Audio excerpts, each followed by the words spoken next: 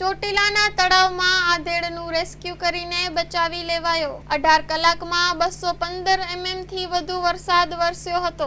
ચોટીલા સતત 24 કલાક જળબંબાકાર બન્યું છે, ત્યારે રાજકોટ તરફ જતા હાઈવે પર આવેલ ખાલી પડેલ તળાવમાં 57 વર્ષીય કાળુભાઈ સુરજભાઈ શીતળા માતાજીના મંદિરે દર્શન કરી પરત ફરતા ચાલુ વરસાદ હોવાથી અચાનક તળાવમાં પાણી આવી જતા તળાવમાં આધેડ ગરકાવ થઈ ગયાની ચોટીલા મામલતદાર, પોલીસ સહિત ચોટીલા નગરપાલિકા ટીમને થતા ફાયર બ્રિગેડના જવાનો ઘટના સ્થળે પહોંચી આધેડને રેસ્ક્યુ કરીને બચાવવાની કામગીરી હાથ ધરી હતી। બચી ગયેલ આધેડને પ્રાથમિક સારવાર માટે હોસ્પિટલ લઈ જવાયો હતો। Story report by Vikramsinh Jadeja, Chotila.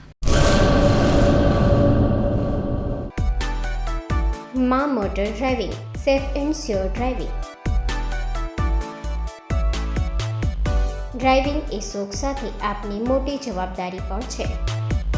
અમારા ઇન્સ્ટ્રક્ટર દ્વારા સચોટ અને સરળ માર્ગદર્શન।